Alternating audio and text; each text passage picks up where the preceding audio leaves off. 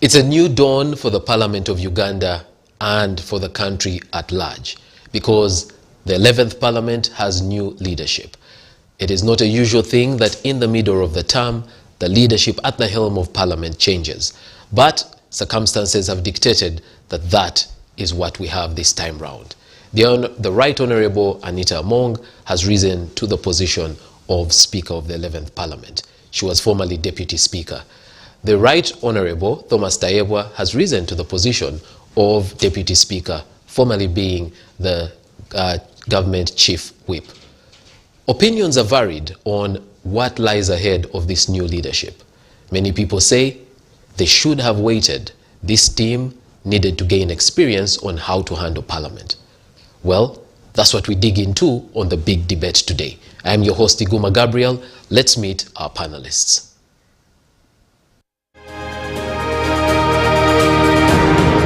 Our panel tonight, Dan Atwijire Kimosho is a Ugandan politician and member of the 11th Parliament representing Kazo County. Kimosho is also a seasoned journalist who has worked in different media houses in Uganda.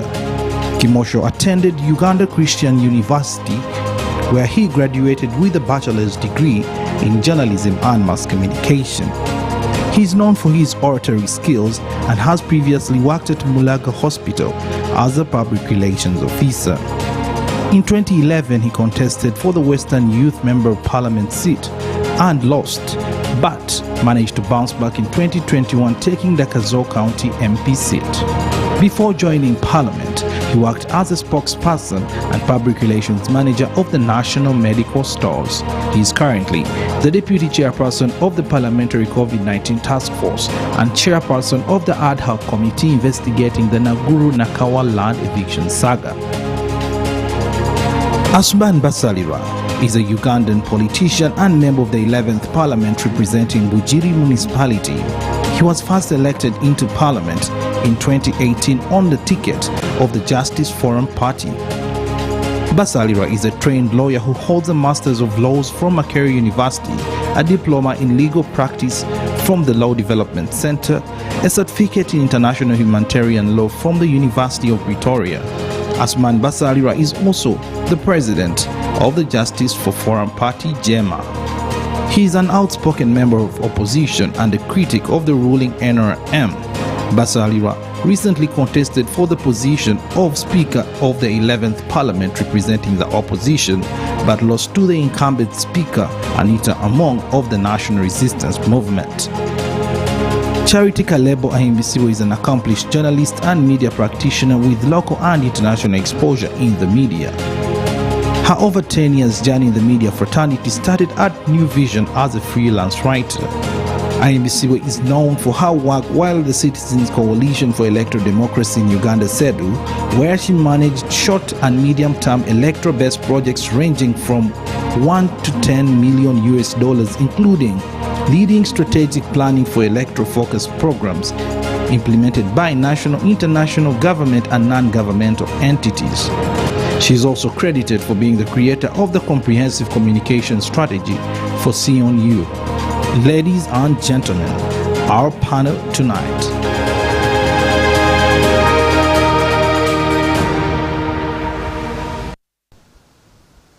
There you have it, our panelists. The only people left to be introduced are you, the dear viewer. Would like you to be part of our conversation, our debate this evening. So use the hashtag SEETV Big Debate on all social media platforms so that we're able to get your views into our debate this evening. I'd like to start with you, Honorable Dan Kimosho. Well, because your candidate took the day. Yes, we did see you campaign for the two candidates, the Honorable Anita Among and the Honorable Thomas Tayebwa, who are now Speaker and Deputy Speaker, respectively. What does this mean for Parliament of Uganda, in your view? Thank you very much. I thought you were going to start with my sister Charity. We're going to come to her. We'll start with the person who was in the kitchen, and then the observers will come later. When you talked about $10 million projects, She's going to be my friend, a serious friend from now onwards. Should we talk about the monies that go through Parliament? Anyway, that's on a lighter side. Yeah, we thank you very much, our moderator and colleagues, and good evening, our dear viewers. We had the process of choosing the Speaker of Parliament after the very, very unfortunate incident of losing our Speaker. And I have promised myself that every time I go on the microphone, I will tender in my apology to the people of this country, because, you know, Ugandans, a section of Ugandans are wondering why we would go into electioneering when our Speaker is not buried.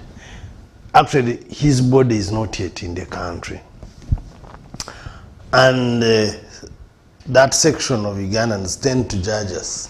They think it was out of our making as members of the 11th Parliament.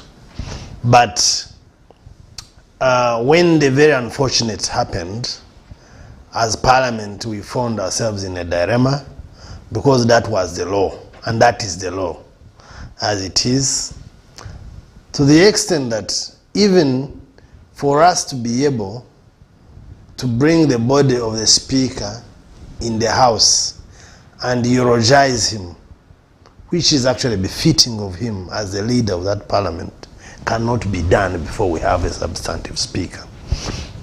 For some reason, I have not addressed my mind to the thinking of the previous legislators and previous parliaments as to why they framed the law the way it is. And the few months we've been in Parliament, the 9 months in Parliament, we had not addressed our mind to that effect, and we are caught in this situation, and we are made to look ugly. But the law requires that we do it the way we have done it. So I really want to apologize to Ugandans. That was the situation. And I think going forward, we may need, not that we may need, we have to change this law. It's very un-African. You cannot start, even in my own way of understanding or any layman's understanding of things in the African context, you cannot start digging when the body is still in the house. It is very un-African, and we found ourselves in a very funny situation.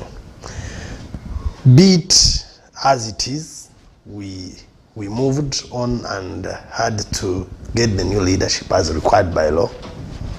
But I want to really extend my sympathies to the whole country and the people of Omoro and the Parliament of Uganda for losing an icon in Right Honorable Jacob Olanya. The new leadership is in place. I want to congratulate my brother, Honorable Sariwa, for giving it his best, and he garnered 66 votes. It's not a mean achievement, my brother. Did you vote for me, or you were just Going by the experience of Honorable Semuju, he says that Honorable Semuju, all the people the previous time, he says all the opposition people he met told him, I voted for you. I am part of the 15. So Honorable Kimosho may say he voted for you. For me, I told him I will not vote him. Hey. I was honest enough. And I had tried to, I wooed him to get out of the race. But he also wooed me to vote him. So we agreed on a common man's understanding that let him score his best, and also my candidate score her best. And I congratulate him, because if you enter any race, it's really tough. And he managed to get 66, and hard luck, next time things can work. Will you be willing to vote an opposition member of Parliament for Speaker next time? Who told you he will still be in opposition? Opposition is an academy for NRM. Training ground. It is an academy, and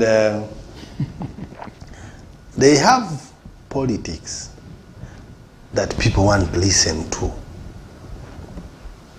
But some people are giving an analogy of Arsenal. When you're watching Arsenal, before it loses the match, you really want to keep seeing them dribble. But certainly at the end of the day, when you're going home, if you're an Arsenal supporter, you must be annoyed because you have to lose. So, and subsequently, the best players in Arsenal will be bought and absorbed by the best playing teams and winning teams. And unfortunately, that is the situation in which my brother and a few of his colleagues are in. And certainly, I cannot, and we have agreed, the young NRM fraternity, that we cannot insult or abuse an opposition person. That is not our politics.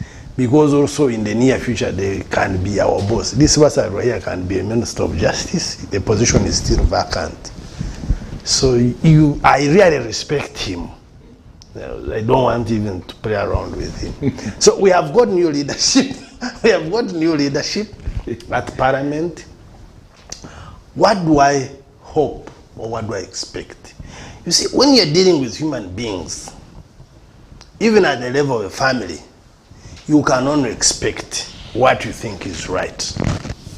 So we supported the leaders that God allowed to come out as winners in this race, and the rest is expectation. And my expectation is that the Speaker and Deputy are able to make proper assessment of the public expectation. And in my view is that there is traditional mandate of Parliament: legislation, representation, oversight, and the rest. And appropriation. And appropriation. However, while I expect them to uphold those key highlights as part of the parliamentary, as the mandate of Parliament, I also expect them to understand the desires of the people of Uganda, and in their execution of their mandate and the Parliament mandate, endeavor to address the desires of the people of Uganda. Before Right Honorable Jacob Olanya passed away, I think it was his first chairing of Parliament, he insisted on having a whole month deliberating on the Uganda we need or we want as a people of this country. I really expect that my Speaker and her Deputy will take this forward. All right. You see, you know, many people want us, or both at NRM side, those who are extremists would want me to come here and blow the trumpet that I'm not going to. And those on opposition may think that I'm supposed to come here and say what pleases the side on NRM. I know there are things in this country that my mother in Kazo want addressed. The issues of commodity prices, the issues of improving healthcare to a greater deal, to a greater extent, the issues of streamlining universal primary education, for example, and many other issues that we need to address ourselves to as a country, and okay, as leaders put our foot strong on the ground. All right. See them improving, or to show the country that there are deliberate plans and efforts to deal with this. And I mean, that is my expectation. People-centered legislation that will see a common person appreciate the role of Parliament, but also integrity of Parliament to enhance it.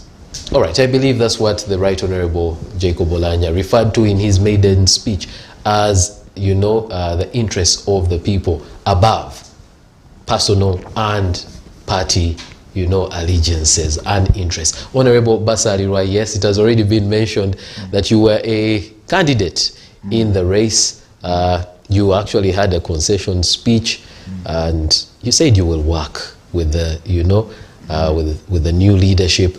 First, your view on what lies ahead for the new leadership. Your view of, are they up for the task? Okay, I think first of all, let's address the situation that led to us having a new leadership. The demise of our Speaker, Right Honorable Lanya, and we will not get tired in condoling with Ugandans, condoling with the family, the people of Northern Uganda, the people of Umoro, and Parliament upon this loss. We continue to pray to the Almighty to strengthen the family and to give us the strength to move forward, those of us whom we served in one way or the other. Number two, my brother has already explained why we have a leadership. It is true the public has been bashing, Parliament. And I think those of us who are in Parliament now owe the public an apology. I was listening to comments by the Honorable Cecilia Ogwaro, who was in the CA, and I think she admitted that there was an oversight. Those who were in the CA, this was a very big oversight on their part. But I don't want us to dwell on the past. Okay, if there was an oversight, the Constitution has been amended many times. How come those of us who were in the 10th Parliament, we did make some amendments in the 10th Parliament, how come we didn't see it? And how come we didn't amend it? Even when there are some provisions in that Constitution that we amended. So the fact that we are the ones in the seat now owe the public an apology. And as Dan observes, we really looked ugly, and we continue to look ugly. And we only invite the public to consider the circumstances, consider the situation in which we are. It's regrettable. They should not continue to bash us. It had to happen.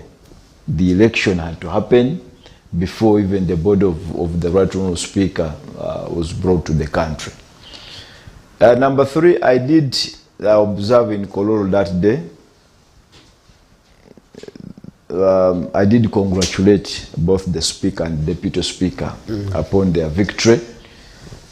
The numbers that day meant that the Right Honourable Anita is the Speaker and the Right Honourable Tayewa is the Deputy.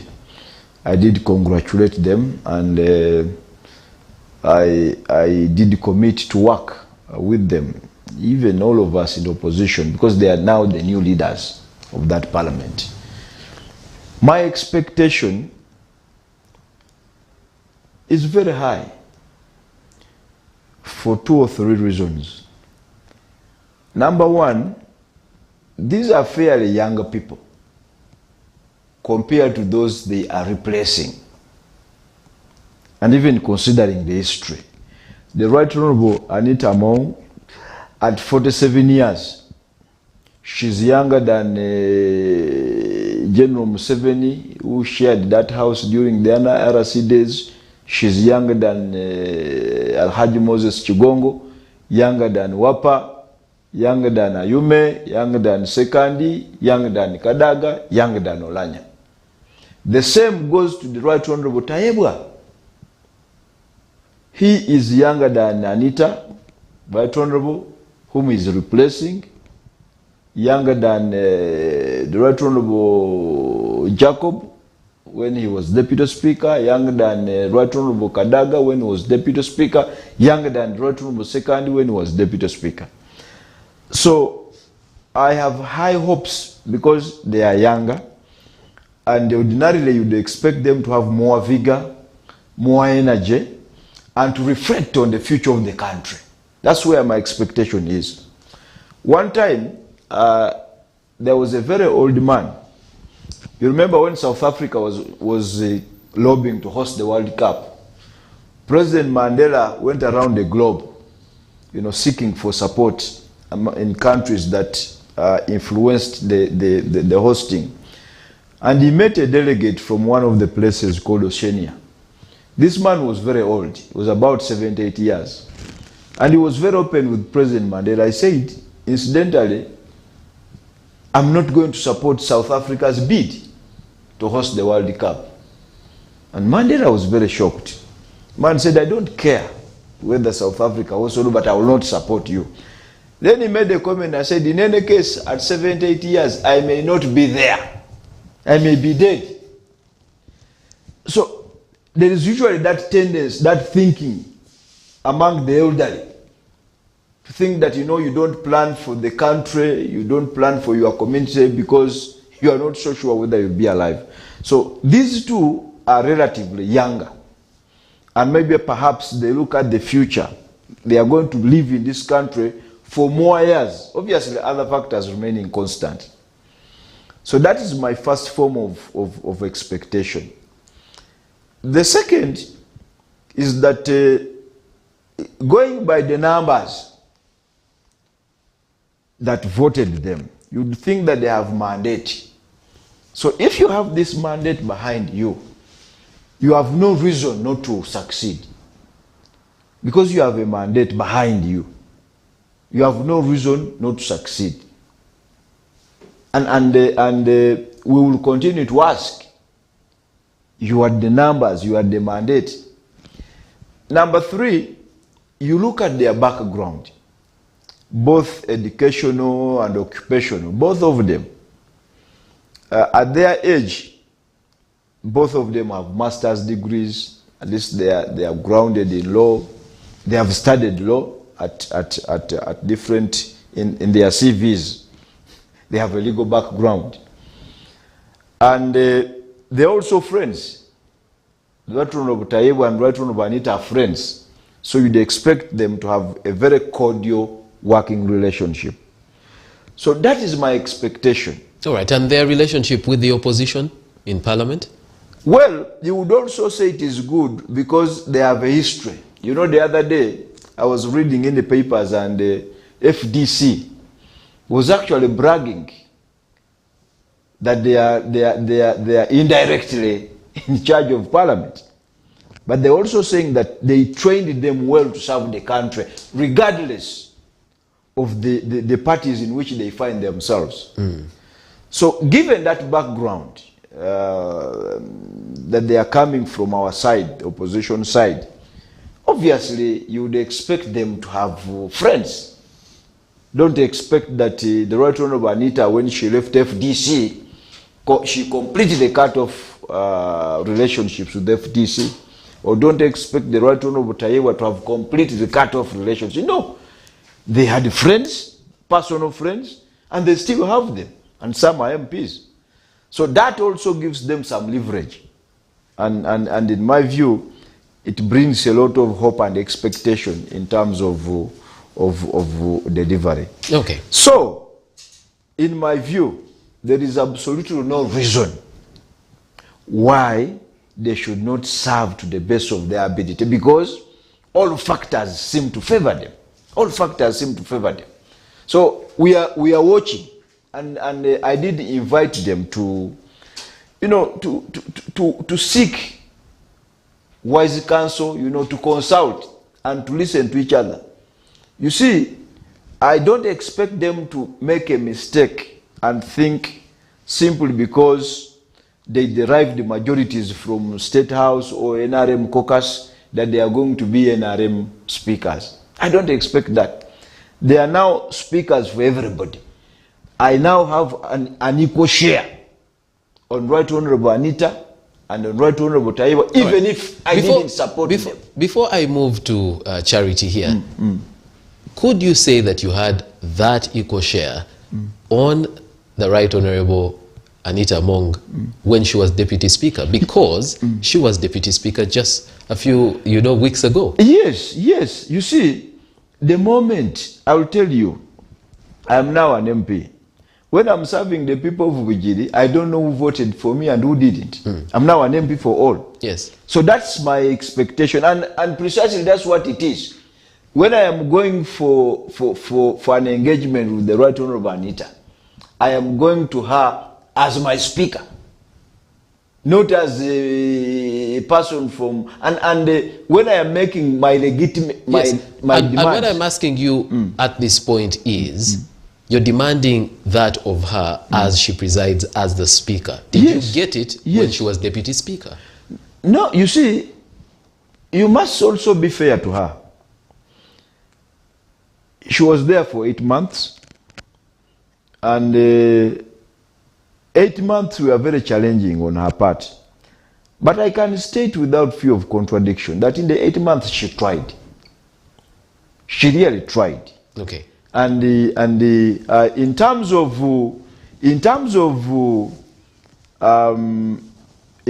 offering opportunity, I know that for sure, and I'll speak for myself. At no time did I ever want to raise a matter on the floor, and I was not given opportunity. He should be honest that he had more time on the floor than even NRM. Because the numbers of NRM, if they were actually, even if you combine 3, even if you stand up, maybe that's the disadvantage of being few on the opposition side, because you know it's only logical. You know, I am a whip. Yes. And you know there are advantages. Some of these positions bring advantages. You're the whip of Jema. Yes, how many MPs do you whip? One. Yourself. I whip myself. So, if I am to state a party position, it is me. It is you. So logically, you'd expect me to have some more space. Let's come to Charity. Well, Charity, you have listened, but you've also observed the whole process. Well, your view on, and your expectations of the new leadership in Parliament. I like what I heard from the two gentlemen. One, that they have recognized that the public is upset, and rightly upset, that the speaker could die, and it looked like they were celebrating. Because we saw NRM MPs marching from Fairway Hotel, that they were going to Chadondo to lead Anita into the house. But why were they marching? Is what we were asking. Then beyond the march, we also saw them go for a meeting at Hotel Africana. And for us, all this time, we were saying, the country is in mourning. Why are they gathering? What are they talking about? Because it was pretty obvious if SEC had made a decision that Anita Among, sorry to call her Anita, because we had our Anita, the name still sticks. Anita Among had been selected by SEC as the candidate for NRM. Usually SEC does not baptize a candidate and that candidate loses. It can't happen because that parliament has majority NRM, and that is why, even though I was a silent supporter of Asman as my speaker, because I had known him from university days, as he was ahead of me and he was our guild president, we still campaigned for him even when we were at university. So even here he was my speaker. But unfortunately we lost, but I told him even when he loses, it doesn't mean there will not be greater things. So I am happy that the two legislators recognize, one, that the public is upset. Two, that we had anticipated that because the Attorney General, originally he came out and said, look, after reading the law back and forth, except we interpret it in its strict sense, there is a possibility that we could mourn and then proceed. But I think he was overtaken when he realized that the parliament could not convene to have the body of the Right Honorable Jacob Olanya and pay their last respects if they didn't have a speaker and a deputy speaker. So he backtracked on that. But he did not explain it to the public, which was the gap in communication. And I had expected that they had someone who would present this information to the public. Because the public will not understand your legalese. They're not going to understand your Article 82. They're not going to understand these things. For them, they are mourning. So there was need for somebody to come out and make that communication very succinct. But that said, there was 109 opposition MPs in Parliament. And this was the debate on that day. Asman got 66 votes. We know 2 of them are in prison.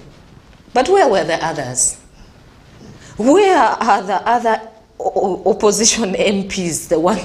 There are 109 MPs of opposition minus 2. At least Asman should have had 100. So did some of them end up voting for the present current speaker? Actually, we had one opposition person here who admitted that his candidate was Anita Among. So that tells you something about the opposition. And I thought that that point should not be lost.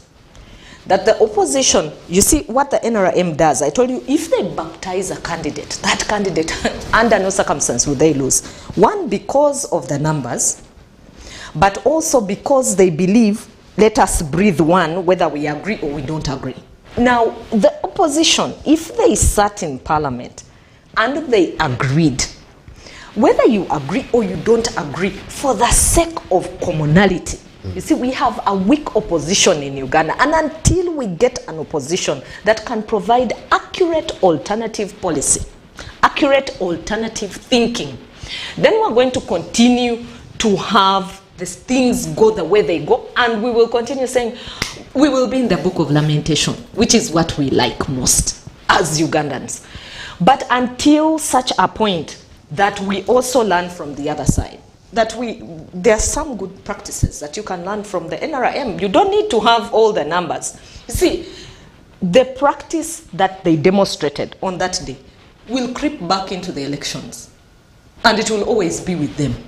So it will always be known that the opposition cannot decide and agree as one people. Beyond those 2 points that I make, that one, I'm happy Parliament has recognized people were unhappy. 2, that there was communication gap, which should not happen in future processes. 3, that the opposition should learn a lesson from NRM. I also wanted to say about the 2 young people taking over. I believe in experience, Gabriel. Before I became editor at the New Vision, I had to rise through the ranks.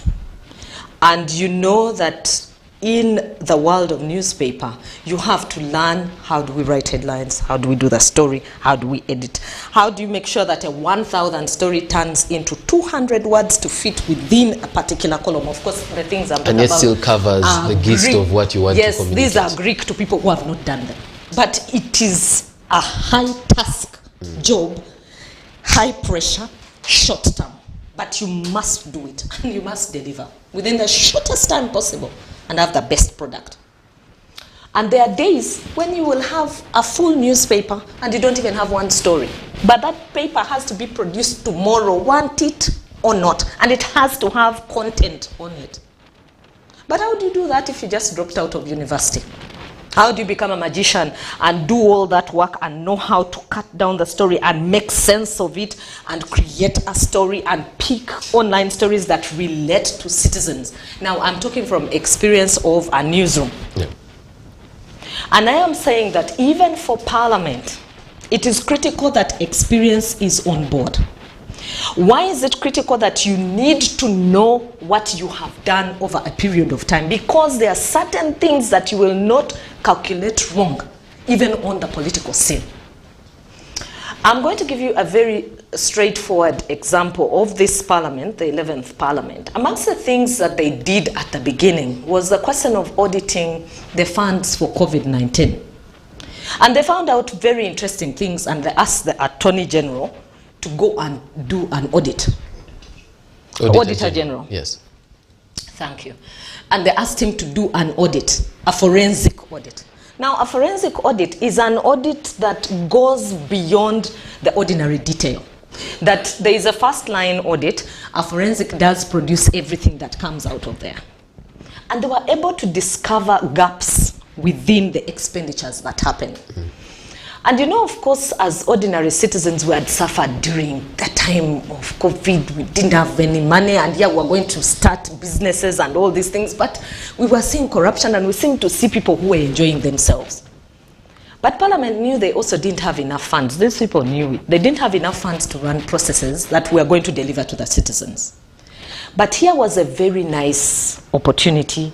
A committee had been set up, an audit has come out, and they botched it. They didn't come back to tell the public that, okay, this is what the audit found in view of what Parliament had found out. But had they known that that had great political score for them and for the citizenry, because the reason the citizens trusted what they were doing, they saw them push for accountability, which is one of their core jobs that they do as a parliament. So they were pushing for accountability of funds that were expended to the Ministry of Health. And they said, we had to have units, 21 isolation units across the country. But we've not seen them. Now, they didn't come back to tell us, okay, so what happened after that? I mean, there's been missing Well, links. Parliament comes up with reports. Yes, they did come up with a report. And these are usually laid on the floor of Parliament. Correct. But they did a comprehensive report out of that, out of what they did. But you see, for us, I'm talking about an ordinary citizen. You don't expect me to find those comprehensive reports except you upload them the same way they did when the debate was going on. So how do you take issue from that circumstance with the new leadership? The issue I take with the new leadership, because I am saying that the new leadership needs experience. As to whether the 9 months they have spent in the House doing what they have done will help them deliver on the mandate they have to deliver on, we are yet to see. The two are not first timers in the 11th Parliament. They were MPs in the 10th Parliament. Correct. Doesn't that suffice as experience? And they were not speakers. It's different when you're a member of Parliament, and it's different when you're a speaker. Remember that demands are not only for a political party. He has told you, they're not even, the demands are, you have a citizen, you have political parties, you have the interests of the state, you have national, international interests to also deliver on. Remember, there will be people calling them from international circles and trying to influence them. Did you know that the judiciary, there are people who call them from abroad and even influence their judgments using cash? And they even tell them, this is how you're going to do the judgment, and tomorrow it should appear like this. I know it for a fact because I talked to someone in Human Rights Watch, and he presented me an evidence of a ruling that was going to happen in our own judiciary. And he was very proud. He had used money. Now, there will be that. There will be pressures from international people who want to pass their own things. And sometimes, if you do not have the And you're saying experience is needed to help you back that off. Okay. All right. Honorable Kimosho, before you respond, she brings up the issue of experience, and she's not the first person raising the issue of experience with both the new speaker and the deputy speaker. How did you come to these candidates? Were they, in your view, the best for the positions? Didn't you have more experienced people who could have, taken the positions? Yeah, good submission from my sister, but there are two things I want to clarify, that being one of them. One, in that house, there is no one who has ever been a speaker apart from Right Honorable Kadaga. Right Honorable Kadaga did not even express interest at SEC level. Actually, of all people that expressed interest, the person who had a slight better experience were the two, for one reason. Right Honorable Mong had 9 months experience. Right Honorable Tayebwa was more closer to Right Honorable Mong because he was the chief whip, and rightly so, the chief whip works with the speaker on almost a daily basis. So in the circumstance, the two were the most qualified in terms of experience. All right, there was a candidate who was the former chairperson of the Legal and Parliamentary Affairs Committee. Just hold on. Usually what has happened is a person comes from chairperson Legal and Parliamentary Affairs Committee and comes to deputy speaker. That happened for the Right Honorable Jacob Olanya. Yes. That is not the rule. It happened, and it did not mean that it will not, any other person cannot come in. But also, you see, when you present yourself as a speaker, he presented himself as for the position. You really must match up to the task, unless indeed you wanted us to use the concept of dragging. Dragging to the seat. Well, it's not very far from what is said about rising to those two seats. But the way the situation was, the two were the most fitting as far as the experience is concerned. But also, I agree with the concept of experience, but the experience is not what you will get from a shop or a supermarket. It's what you will get while doing the work. So, the 5 years in Parliament they have spent, if they are keen enough, I've been there for 9 months, but you realize that if you give your attention to parliamentary business, in 2 years you'll be a master into this thing. Because it's not magic, it's not even science. It is the art, it is the law, it is...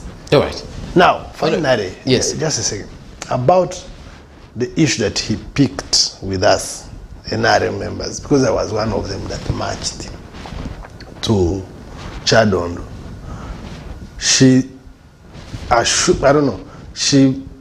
In her presentation, she says SEC had already chosen Rotunda Banita. Actually, by the time we marched to Chadondo, we were going to pick forms for expression of interest. SEC was sitting. Actually, the form had been picked. You came to... Yes. No, there was a miscoordination. There was a miscoordination because the information we had was that we were going to pick the forms. But also, that said, the whole challenge comes back to the law.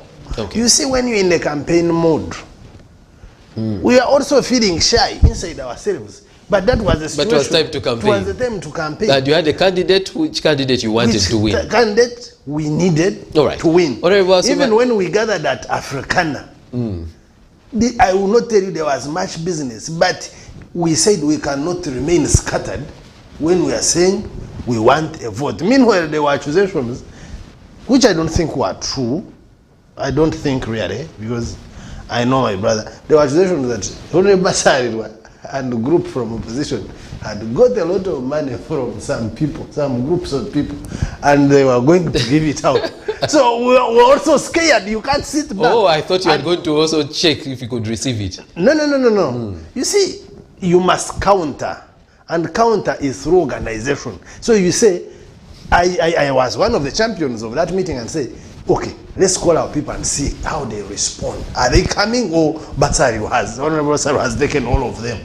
But when we called them, they all reported, which confirmed to me, like how I was thinking that my friend actually was being accused falsely of giving out money. Honorable Basari, the words that you used in describing the track record of the Honorable Anita Among, and you said, as Deputy Speaker, she tried. Well, is that the measure of the kind of speaker to run or to lead the 11th Parliament? A person who you say tried? Yeah, I'm saying she tried because it was her first time. And she was in office alone. Virtually, she was there alone. The person she would be consulting and working under was not there, was indisposed. So it was learning on the job. Given the situation in which she found herself, you are learning on the job, your boss is not there, who is more experienced, who is more exposed. You are just there in the middle of the ocean, and you are being told, please, you swim.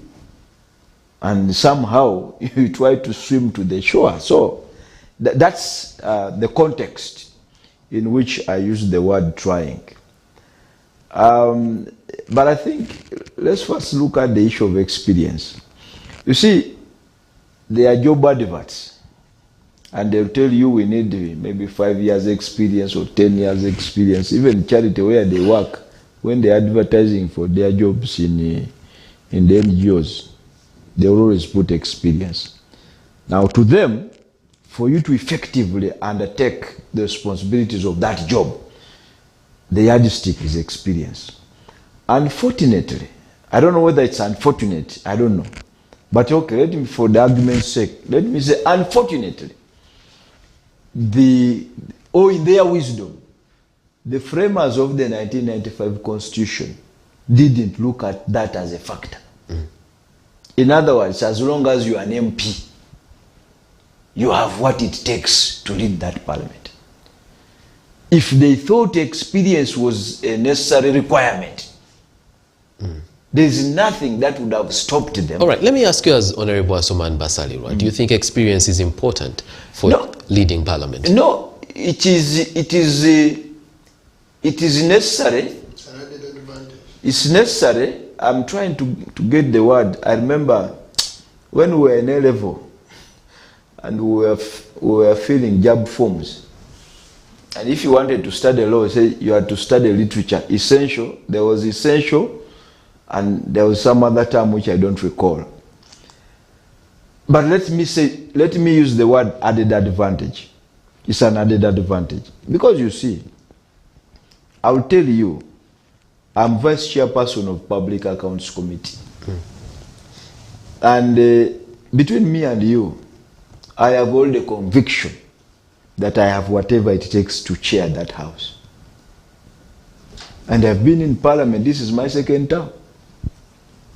I've never, even when I was asking my colleagues in the opposition, to make me their flag bearer, I did it with a strong conviction that I would be in position to chair that house. For the years I have been there, in the 10th Parliament, I didn't have any responsibility. I was not in the shadow cabinet. I was not in the leadership of any committee. I was an ordinary MP. No, you were a whip. Well, I was a whip of myself. And I whipped myself very well. In the 11th Parliament, over and above being a whip, I am vice chairperson of Public Accounts Committee. So, I don't want to believe that somebody who has not been speaker before, or who has not been deputy speaker before, or who has not chaired the committee, who has not chaired the committee, cannot discharge. You see, let me tell you, that house, if you want to successfully steer that house, or even be an effective legislator, in my view, you do two things. Number one, you accept to be mentored. You take a deliberate decision, and I'll give you my personal example. Number two, do the reading. But be mentored by who? So yes. So just speaking from what you're saying, in this case, where we find ourselves, who will be mentored? Exactly, and I'm coming to that. When I joined that parliament, I chose 4 people to mentor me. Deliberate. I approached the Honorable Katundu. I approached the Honorable Medad Segona. I approached the Honorable Semuju. I approached my former MP, the Honorable Seni Chanjo. I said, I have gone to parliament. Guide me on what to do. And I would find the time to sit with them, discuss, ask questions. Then too, I am among the MPs who has a permanent seat in our library, the parliamentary library, you will not get me offside. And when I was choosing committees where to belong, and unfortunately, there are not many who visit that library. I don't know. Honorable Basalirwa, No, you go there. Well, you go there. You can tell. I'm speaking about myself. You cannot meet all of them. Yes. But Honorable, you remember the maiden speech of the Honorable Olanya? He categorically said, yes. we have got to use facts. Therefore, honorable members, which points that there was an issue there. Let me develop my point. That I used the library. When I was choosing committees where to belong, I deliberately chose 2 committees. The Rules Committee, the Legal and Parliamentary Affairs Committee. And I will tell you, in the 10th Parliament, I was a member of the Rules Committee and the Legal and Parliamentary Affairs Committee. The Legal and Parliamentary Affairs Committee processes almost 60–70% of the bills in that house. Then the Rules Committee is real about the rules. By the time we finished the 10th Parliament, I was conversant with the rules of procedure. Honorable Basalirwa, and yet when you presented yourself to the MPs, only 66 said you were capable of... That's a different thing. I am talking about my personal knowledge. Yeah, so no, what we're trying to assess here, yes. What we're trying to assess here is how important experience and ability to run the affairs of Parliament were considered in reaching this decision. I think you are now asking a different... I wanted to tell him, even when I didn't vote on Basalirwa, I did not have any doubts on his competence. I only had a conviction on my candidate. So his competence was not in question. And you see, and I will come to that, why people vote others. I will explain, because me, my life has been contesting. I have lived all my life contesting, one way or the other.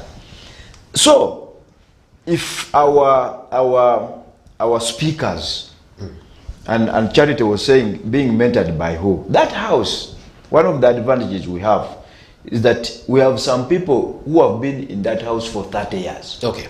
So there are people there that can mentor. Yes, you choose, you make a choice. Okay, so you make a deliberate choice. It's got to be on the part of the person who wants to be mentored. Exactly. All right. So the mentors are not absent in the house. They are not absent. Okay. So you make a personal choice. The other aspect is again personal. We need to go for a break. Yes, you have to make a personal choice to read. Okay. And understand the rules, so that they don't get you offside. Okay. Dear viewer, we need to go for a break at this point, but we will pick up from where we've left after these messages.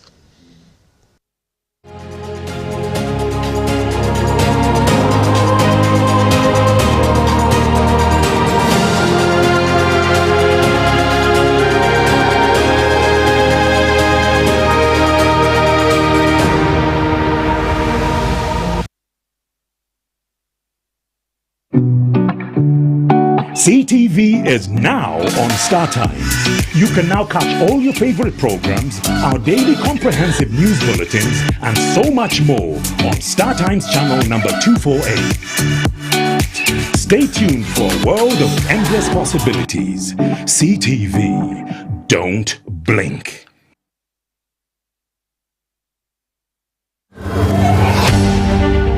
Now showing on SEETV.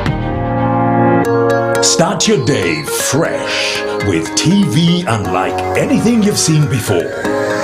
Wake up with Sunrise at Sea for your daily dose of freshly cut stories, trending online discussions, self-care and constructive conversations. No topic is off limits. Watch Sunrise at Sea every weekday at 7 a.m. Now showing on SEETV. Don't blink.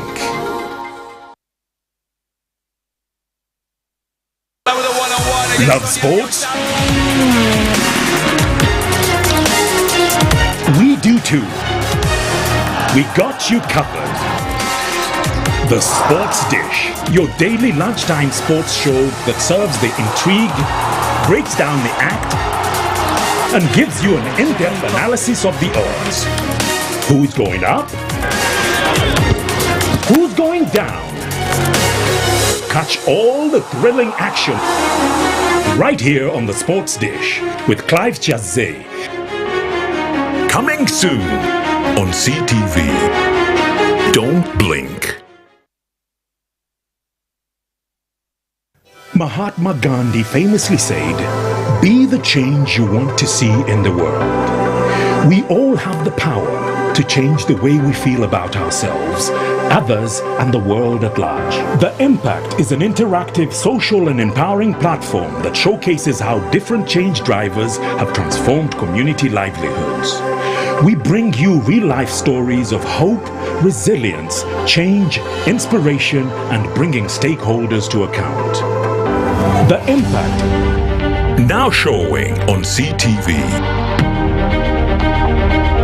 Don't blink.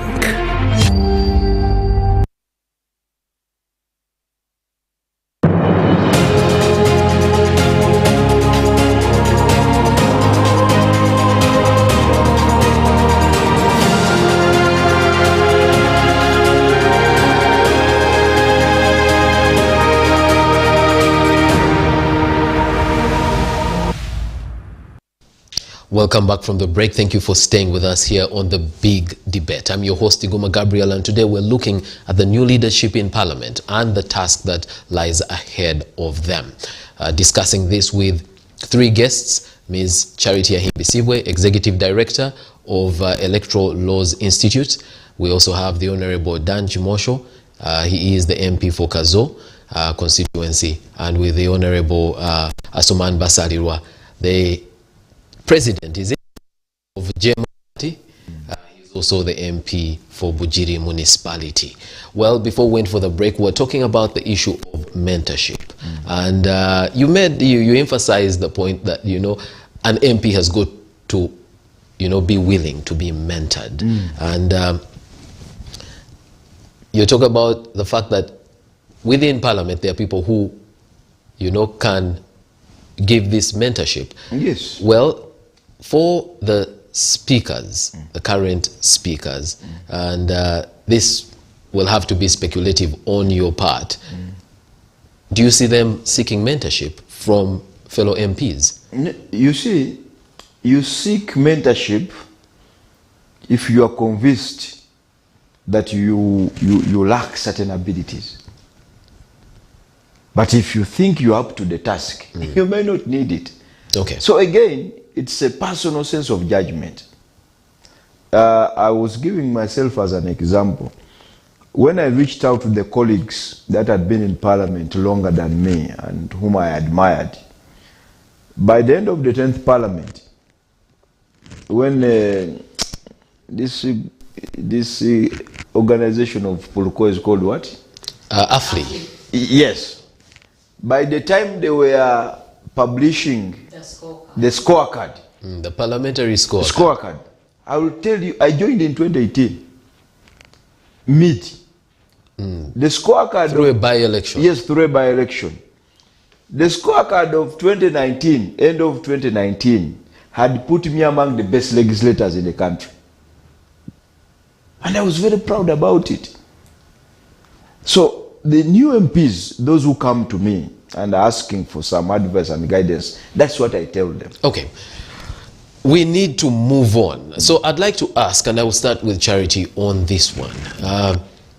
As an observer, what, in your view, should the new leadership at Parliament be focusing on? One of the things that they need to focus on are the demands of the citizenry. And I think that for the first time, I've had Dan talk very genuinely about the needs of Ugandans. And I think that's where this... By Dan, you mean Honorable Chimosho? The Honorable Chimosho. Sometimes I forget Bana. No, it's okay. For you, can. I sometimes forget. But the Honorable Chimosho did speak about it. And he said he recognizes that the prices of commodities have gone up. I will tell you, today I was in a school meeting, and the school told us we are raising school fees by 1 million Uganda shillings. We almost wept, but we also understood where they were coming from. They explained to us that when they go to pick charcoal and firewood from whatever sources they pick that charcoal and firewood to cook for their students, the prices of fuel having gone up, the cost has also gone up. Okay.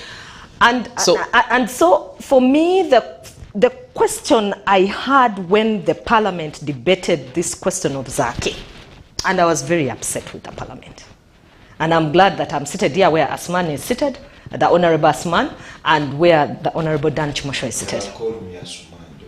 No, until now, the public will not know. So, 155 MPs, had they put their heads together to think through the options that the public was presenting on how to bring down the fuel prices, and had they put together their brains on what policies, economic policies, would help to turn around things a bit, even if they don't turn them around 100%, but turn around. So things. It would have made a whole difference. I think we'll summarize that as the priorities. You will. Yes. Can I provide some information? Let him do so, yes. Charity, the issue of prices was actually discussed in Parliament. I recall government came and explained, and we replied as opposition. I remember. You remember, giving alternatives on how to address the economic challenges. And government rejected them. Government rejected them. Correct. But and the other aspect where I have a problem with the media, they never highlighted that discussion. Honorable They did. So no. For example, juxtapose it with the Zake. Yes, the Zake was taken on for a longer time. Exactly. But to be fair to Parliament, the issue of commodity prices was discussed. We debated it. We provided alternatives. In fact, I recall if at the level of opposition, we even had a presser dedicated to addressing this matter. I did a whole show looking at, that document that the Honorable Mwanga Chivumbi gave with alternative policies. Yes. So for me, Gabriel, as Omuntu or representing the ordinary citizen, I expect that this Parliament here will begin by addressing those key issues that the Honorable Dan Chimosho talked about. The question of health and health centers is a big question, and it continues to be, and you've seen it has taken debate on us and has had at all. Every time it comes up, even during elections, it becomes a big issue. Okay. Forests and the cutting down of those forests, and the fact of climate change and the politics around our forests, that has to be handled by this Parliament very strongly. Then the issue of prices. We need solutions, not telling us to wash with pawpaw leaves, please. Honorable Chimosho, Mosho should tell us about the pawpaw leaves. The issue here is really around the priorities. You did mention that, you hope that the Parliament will focus and the new leadership will focus on what is important to the people. How can this be actually ensured? Because for starters, the business is not generated by the leaders of the institution, the Speaker and the Deputy Speaker.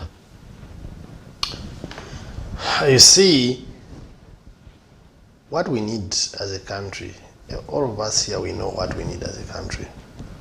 By the way, if you ask a common person in my village, what you may need to do for them is to put it in context, but they know what Uganda needs. Certainly they will not miss to tell you about the issues that we are discussing here. You may put it in your English, but even in their Nyankore, they will tell you what every person needs to have a fair life. They will tell you, when I go to the market, I want to sell my chicken or goat at a relatively fair price so that I'm able to afford school fees and ABCD XYZ. So, that's what I told you. The direction of the Right Honorable Jacob Balanya was that Parliament should convene for some substantial amount of time, and then we discuss as a country, put our heads together. What kind of country do we need? And then that forms the government business agenda. And of course, it will form what comes as the agenda from Parliament. And for me, it's not about only discussing these issues. It's about how we exercise the will. Because some of the things that are making us look ugly, we only need to be assertive about them and put our foot on the ground. Say corruption, the checks and balances to ensure that even when we are not sufficient in terms of money, the little that is available is put to right use. And we can take a hard stance as Parliament with the guidance of the new leadership to really clamp on to those who are accused to be in corrupt tendencies, and we can change a thing. They may not achieve 100%, but we can purpose to create an impact, so as to create hope to this country that at least on a countdown, a scale of 100, if we achieved 4 or 5, then we can create hope that we can achieve. On a scale of 100, 4 and 5 is terrible. By the way, unless you made a scale of 10. No. I mean on a scale of 10. If you achieve 4, okay. Anyone looking at it ordinarily, it may be a lower score.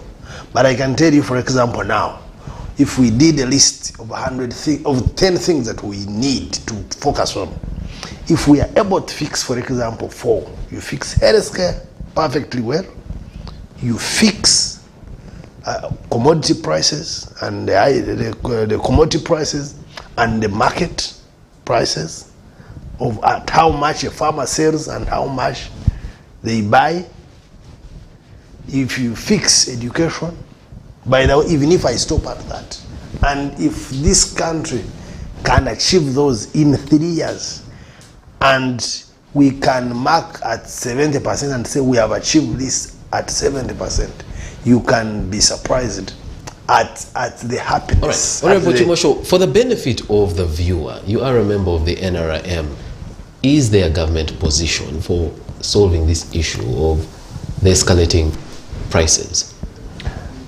I am a member of NRM. I don't remember any specific forum that we have come up with a position. I know government is concerned. You know, concern and solutions are different. I may be concerned about your situation, but I have not put a solution. I know government is concerned. Even in Parliament, like my colleague highlighted, we have raised this matter again and again and again. We have discussed it again and again. But I don't see the magic bullet as government that we have put on table. All right. The opposition has given some views, and previously what we've been seeing is the game of numbers, where yes, the opposition has been accused of opposing everything, whether good or bad, because they are called opposition, and then the NRM rejecting everything that the opposition comes with because they are on the other side. Under this new leadership, is there a way you can actually work together? Because at the end of the day, what the citizen wants is services delivered to them. You see, for the very first time, opposition has an opportunity to turn around things, because they have their own in the chairs, in the 2 chairs. You see, I can come, I can... I'd wait with the SIM card. You know, There's a political divorce. when I stay in Namugongo, even when I stay in Namugongo, it doesn't take me away from my village. You know, some of us in Ankole who shifted from we shifted from the other part of Rukunjiri. In Angole, they still treat us as if we are from where. But I hope we don't forget. And that, wait, yes. and at times you find a mix of cultures. So let us.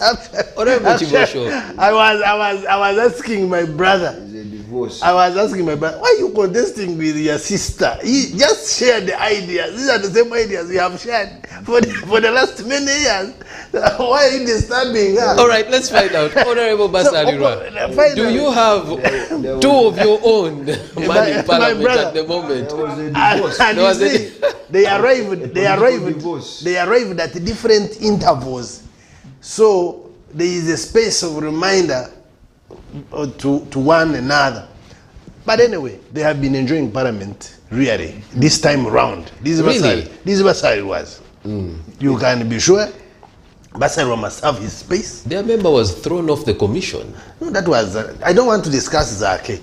And I told you, media, the one. And I haven't used the name here. I've just said a member of the opposition was thrown off. It's and, you. And just hold on. It's you just guys. Just hold on. If you could remember the debate that day, the leader of opposition tried to, let me tell you, appeal to reason. When we passed the NSSF amendment bill, we left that Parliament at 9 in the night. And that was a plus. No one broadcasted. You broadcasted it up to some point and switched off to music. When it is Zake, you are all there with your cameras as if heaven is coming on us. Media chooses to shape the agenda. You chose to shape the narrative. All right, let's take it as media. Up to now, skewed it. But did media create that content? Wasn't it? Up to now. Wasn't it something actually happening in Parliament? You're still serving us on Zakemen instead of discussing serious issues now. For me, I don't want to discuss actually, Zake. what I've asked here, Honorable Chimosho, is that day, the leader of opposition tried to appeal, at least listen to us as the opposition. I'm taking that as, is there space for the opposition, yes, to disagree, but be listened to? No. By the even yesterday, we were receiving alternative policy statements from opposition. The House convened, the Speaker came, the Deputy Speaker, Right Honorable Thomas Tayewa. Well, the rules require that is done. Alternative policy statements were tabled and they will be discussed. And I can tell you, good ideas have always been picked from opposition and government implements them. It's not a new thing. If we go into the number of them that have been implemented, there are many. So I think this is the most appropriate time for opposition to utilize the leadership of Parliament. They have worked together. They know each other. They will help us understand them better. They are their own, really. So for us, we are only accommodative and a mass party, and we are just benefiting. Let's find out from Honorable Basalirwa. Do you see it that way? Do you have your own? How come you don't see it that way? No, it cannot be seen that way. They divorced. There was a political divorce, and they moved on. So, since they've been in the opposition before, and not too long ago, in terms of social relationships, we are their ex. How do you deal with your ex? You done? Never allow your wife to hobnob with the ex. They are their ex. Chances are that you. There can be a replay. So for me, the opportunity that I see ahead is not really drawn from the fact that these are people who have been with us. Although I looked at it in my earlier comments, this in itself could be one of the grounds for their good performance. Because I did talk about enjoying a relationship with the colleagues in the parties where they came from. But for me, I want to look at them as speakers for all. The Right Honorable Tayewa, the Right Honorable Anita are now speakers for all of us. Whether Basalirwa is alone and the Kimosho belongs to the 400 and something, we now have an equal share in this, the speaker and the deputy. We have equal rights before them, and that's how I want them to treat us. And I'm very convinced that they will do. They will treat us equally, they will treat us fairly. Now, you see, you were talking about priorities. And when we are talking about priorities, I really want us to listen attentively to Charity, who has described herself as representing Omuntu wa Wansi. Charity and the other colleagues in the civil society do a lot of research, and we have to admit they relate so much with Omuntu wa Wansi. That parliament will not be relevant, and we shall be doing a disservice to the Omuntu wa Wansi if we don't engage in people-centered legislation, as Dan mentioned it earlier. For example, tomorrow, the order paper is out. Is it already today? What's the time? No, tomorrow. Tomorrow. We are dealing with the tax-related bills. Correct. Okay? And the country is watching us. Budget. The country is watching us. Tax-related bills. What is going to happen? There are economic challenges. And the country is watching. Prices of essential commodities have gone up. The other day, manufacturers in this country, we are calling on government to actually reduce on the taxes. Correct. They were calling on the manufacturers. So the public is looking at us. Essential commodities and prices of essential commodities are high. As Parliament, we have an opportunity to address the concerns of the manufacturers in the tax-related bills that we are going to handle. How are we going to respond? Are we again going? You see, Gabriel, there's nothing that hurts me when we are discussing matters of the people and then we cocoon in our political parties. It's very hurting. And that's the question I've been asking. In the 10th Parliament, let me give you an example. In the 10th Parliament, we were discussing tax on mobile money. If you recall. The over-the-top tax. Yes, OTT. It was OTT. And the president convened a caucus meeting to ask or to request, in quotes, to request NRM MPs to support that tax. And one of the things I liked that day, when we came in the House, the voting was in the video and open. It was not secret. So you had to speak in the microphone. And it affected some of our colleagues. One of them I remember so well because I occasionally go to his constituency, is the Honorable Walusansa. The fact that he supported that tax brought him problems. Why did he support it? No, I'm saying, you see, he said. He says there was a party. You know, you remember, he used to describe himself, if you recall, he used to describe himself, each time he would get a microphone in the House, he would say, Senior NRM Kada.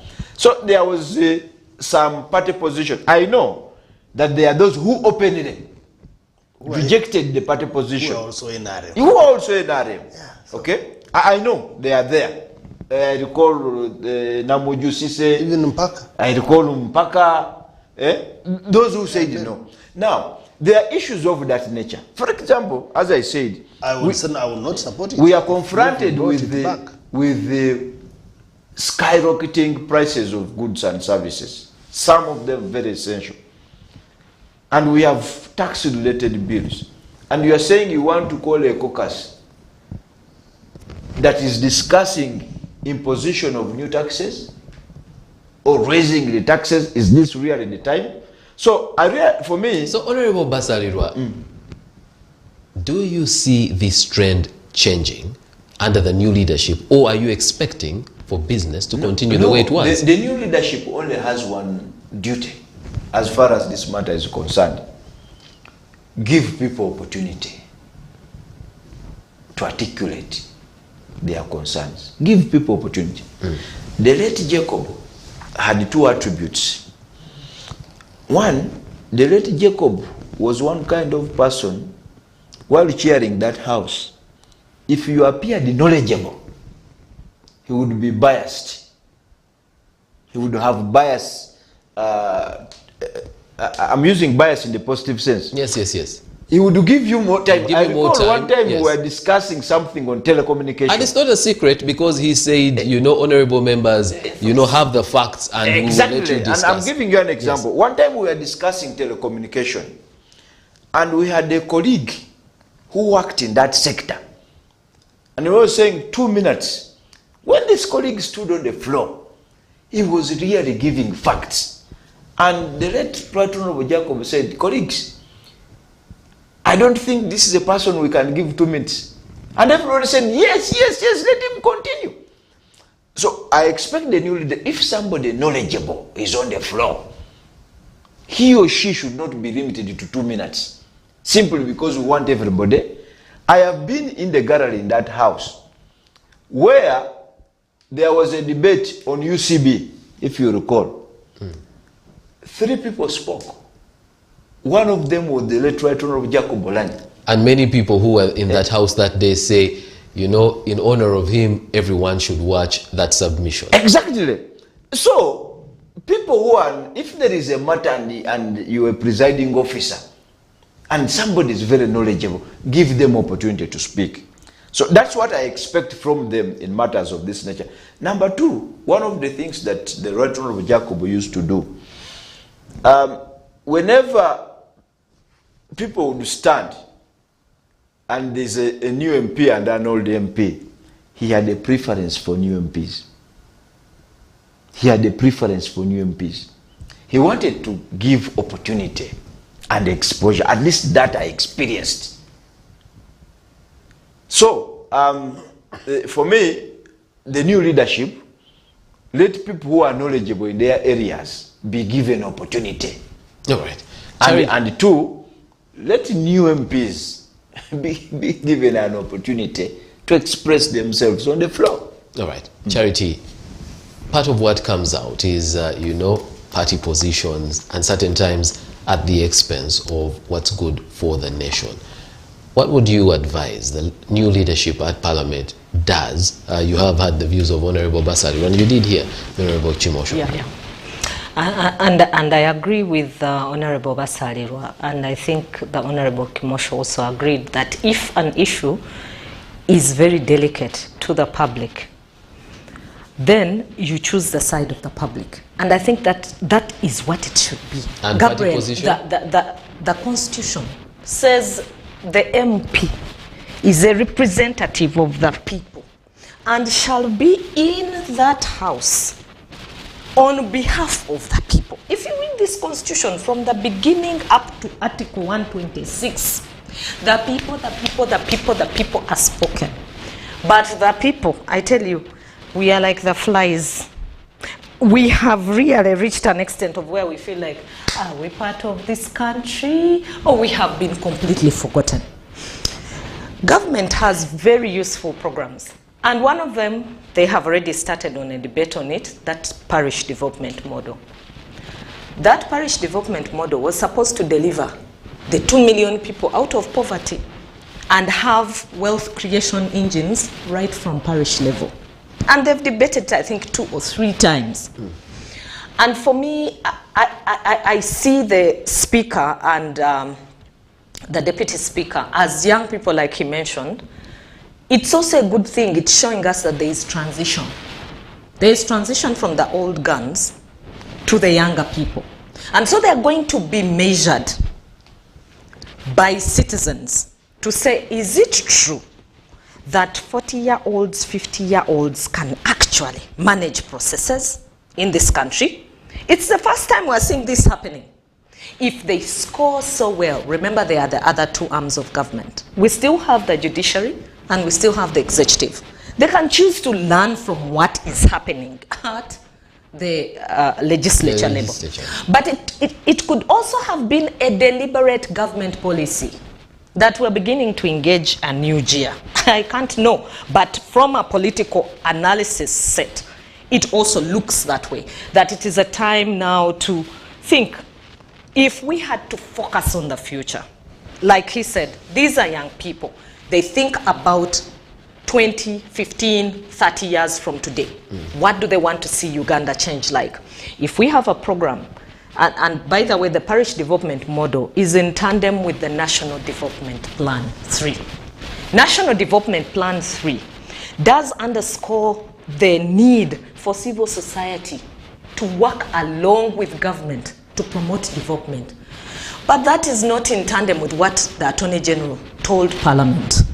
Now, I expect Parliament to come back strongly against the Attorney General and educate him on the Constitution, on National Development Plan 3, and the fact that it is the President himself who signed.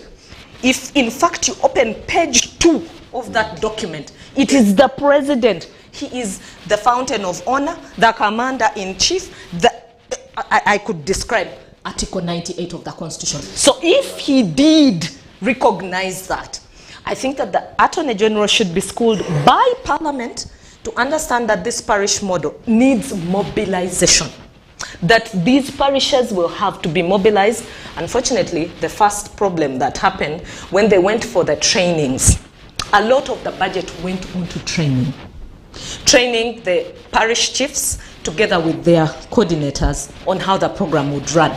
Then there was allowances that these people who went for the trainings earned, and a big chunk of the money that had been planned for the change agents already started to make way into these committees. Now, I want Parliament to go back and re-engineer this parish model, and we actually see the 3 million households which was dreamed of in that document transformed into the wealth creation engines.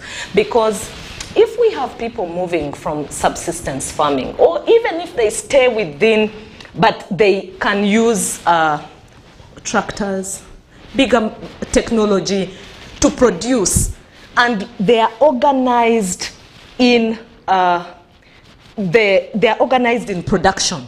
Like, for example, we always need carrots here, but also Abu Dhabi needs carrots, the Asian market. It is big on carrots. We need our coffee back. The Ugandan coffee used to be the most celebrated coffee.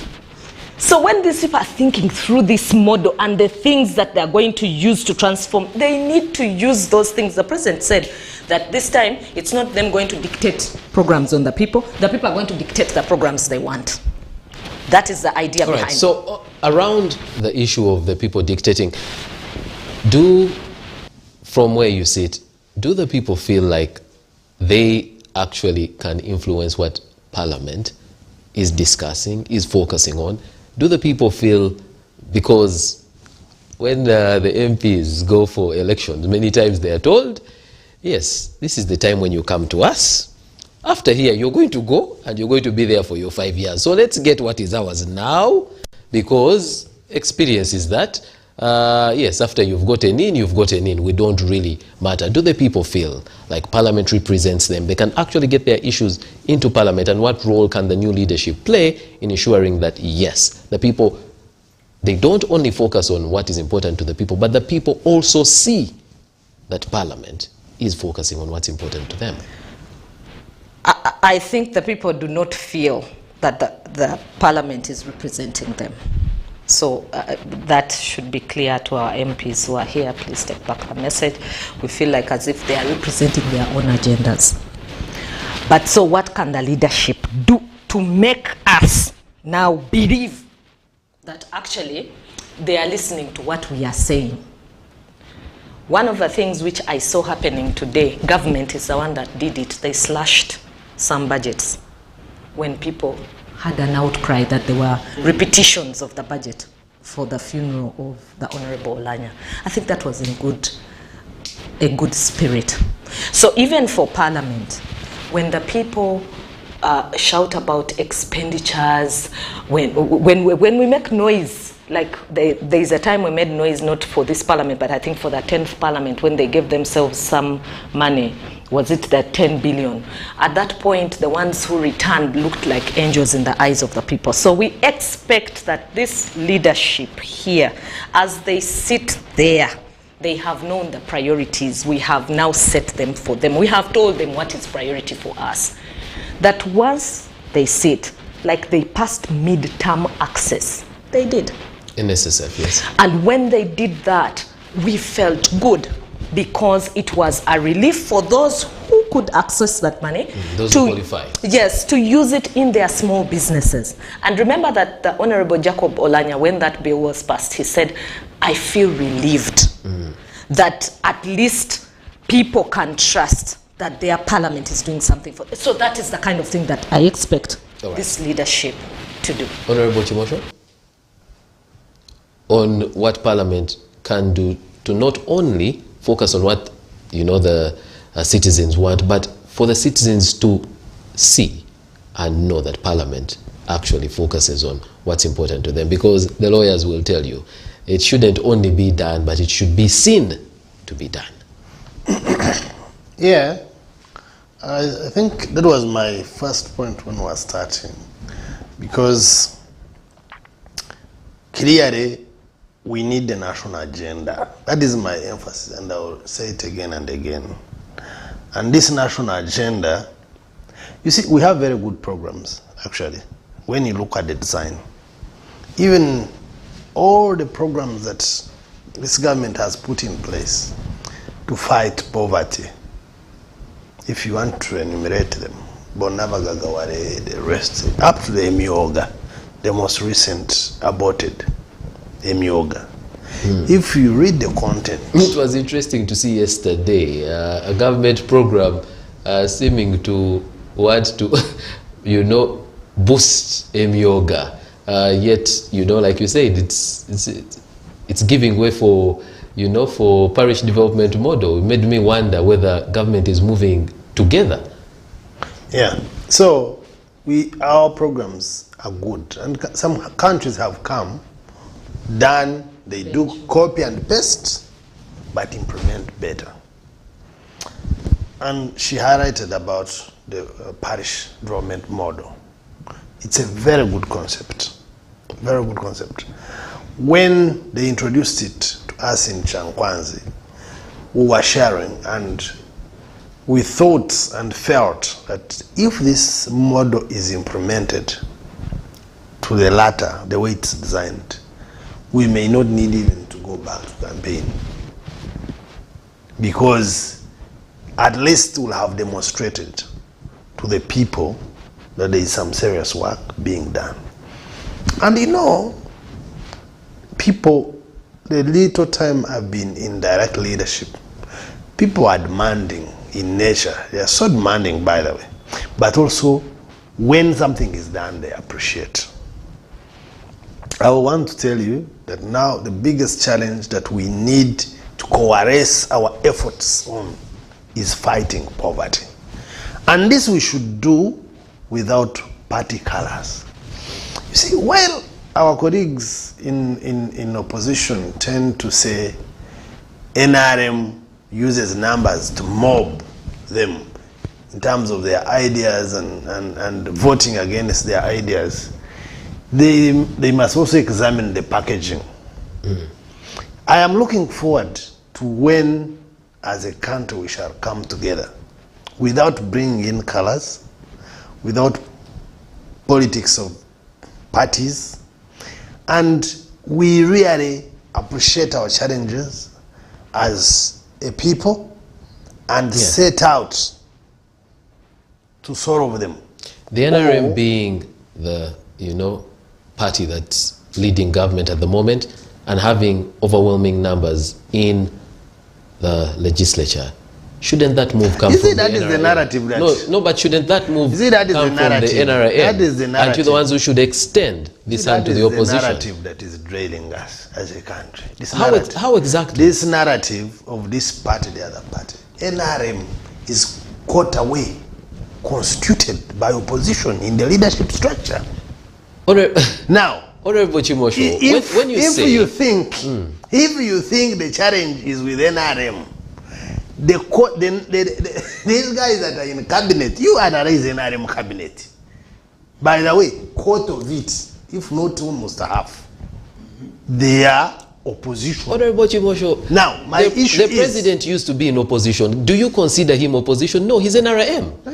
You at least differentiate 80s, 90s, and 2000. You see, if I believe in something today, unless I'm very weird, if I am changing my belief by tomorrow morning, then there is a challenge. If I believe that something that should be done right is X, Y, Z, what I'm lacking as an opposition person is enough opportunity to put my ideas to work. If I get that opportunity, even if I fail by 90%, I should be seen. All right.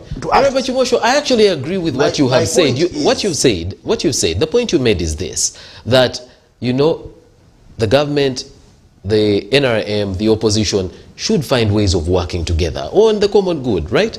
And what I was just emphasizing here is the NRM being the leader, shouldn't they be the ones to create that platform where the opposition, shouldn't they be the ones to reach out?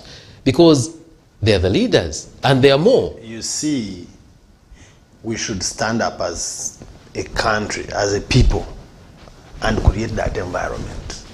I have interacted with people, and you see the agenda at times is a little more different from what the common person expects, irrespective, by the way, of which party they belong.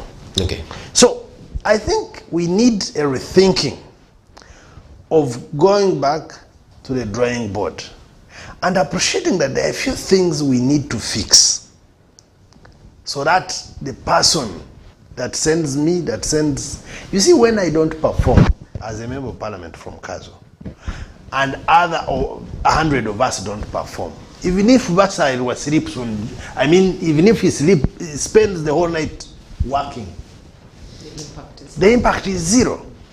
So we must build our consensus beyond parties. Okay. And when we are there, as a country, we can go. Actually, the parties is a luxury, in my view, where we as a country, we have more pressing things than parties.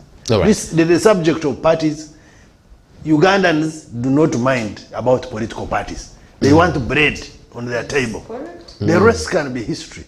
Minus the fact that we decided, you know, that we'll go multi-party other than individual merit. Now, what does it help you to be polygamous when you can't provide food? It's not an attack on you, Honorable Basalirwa, but he's insisted that the opposition is running the country. You have members who were with you and now on the other side. To make the point, Honorable Basalirwa, we need to come to, yes. On that. For me, I can do politics of argument's sake, but for matters regarding the well-being, the economics of a homestead, those are the matters you cannot politics. Is that the philosophy in your party?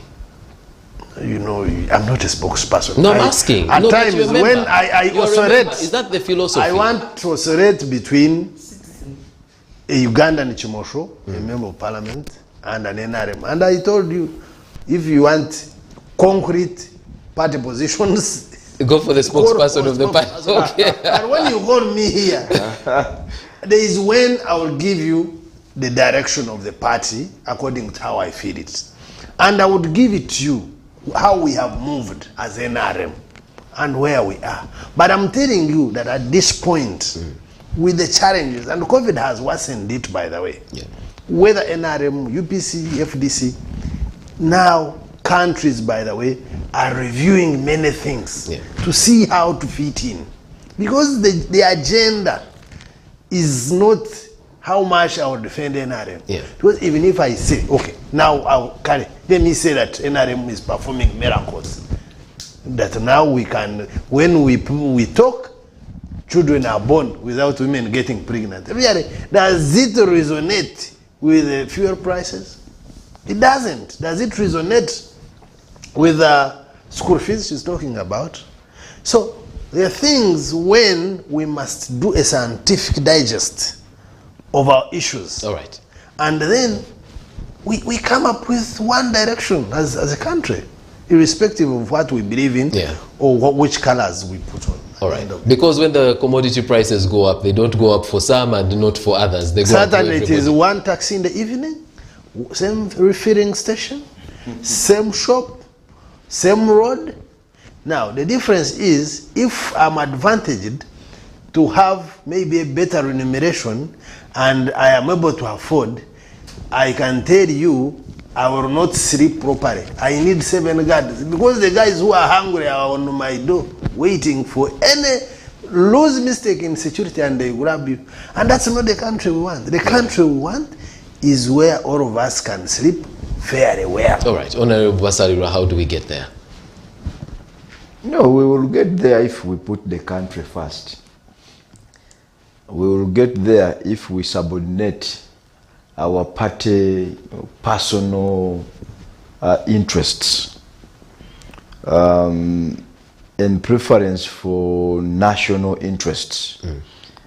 You see, sometimes there's a lot of hypocrisy, especially in the political elite. And I usually ask, we know there are citizens' issues, there are national issues. How parties begin calling caucuses to take positions on citizens' issues is something I don't understand up to now. I don't understand it. That you are caucusing, you are taking a position on citizens' issues. Because you see, the citizens, the wananchi that we represent, and he gives a very good context. We have uniform challenges. Uniform challenges. When we are dealing with the Omuntu Wawansi, the challenges are uniform. Now, if we appreciate that the challenges are uniform, then why caucus? I thought that would be the time for us to come on the floor to build a consensus. All right. Is that something that the opposition does? Well, we do. We do. We never caucus on national, on citizens' issues. You will not find us in a caucus and we are debating whether to support imposition of a new tax or not. We will know, because we live with the wananchi, we live in this country. Whatever affects the Muntu Wawansi, we know. So we don't need to caucus about it. And we will speak freely. Can I give you information? Yes, give the information. Honorable Basalirwa, on the day when opposition walked out of Parliament protesting torture in this country, the Honorable Mapenduzi did not go along with you. And who told you he's opposition? He's an independent. Oh. Hey, he's not opposition. So but there are MPs that there are opposition MPs that came back to the House. But you see, he also had the right to remain behind. Perhaps our perception on the magnitude of torture was different from his. You see, there are people who come from constituencies where their people have never experienced torture. So when you are dealing with such a person, they will not understand you. They will not understand you. They might actually think you are politicking. You will ask, for example, my brother here from Kazu, whether he has had any complaints of torture.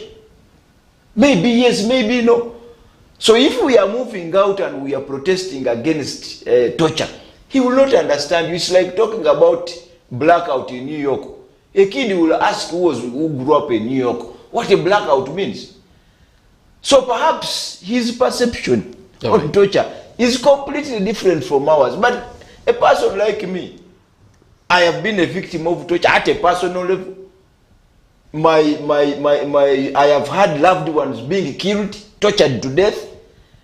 So for me, when you say there is torture and there is this cause, I'll definitely align with that cause. So I don't want you to victimize. I also think that is a wrong analysis. Of what? For anyone in this world to understand that death is a monster, you don't need to lose a relative. Do you? Must you lose a relative for you to understand that death so is you're emphasizing here that there are issues where we should come together regardless, because yes, these are and issues. You see, that's why. Okay. And even this opposition, unfortunately, my senior brother is a very reasonable opposition, but the opposition I have seen. Don't do politics. So. No, but Honorable Basara, that's why I asked. That's why I asked if the opposition is actually willing to do this. And I'm being genuine. And politics of the rat. For us, let me tell you politics. Let me finish my information very quickly, because now we have to start winding up. For us who grew up in villages, the rat will come, bite you, and blow, and then blow. But when you wake up, your feet is all eaten up. But Honorable Basara, I mentioned it earlier. As he hits Basara, he calls him reasonable. But Honorable Basara, I just hold on. I mentioned it earlier that largely the opposition has been looked at as opposing anything that comes from the NRM, regardless of whether it's good or bad. No, you are being unfair. And I don't want you to fall into that trap of the ordinary people on the street. Why can't I give my information? Yes, let me just finish and you wind up. You see, I think what you call opposition is what in parliamentary language we call alternative. And I'll tell you, whatever they present, we offer alternatives.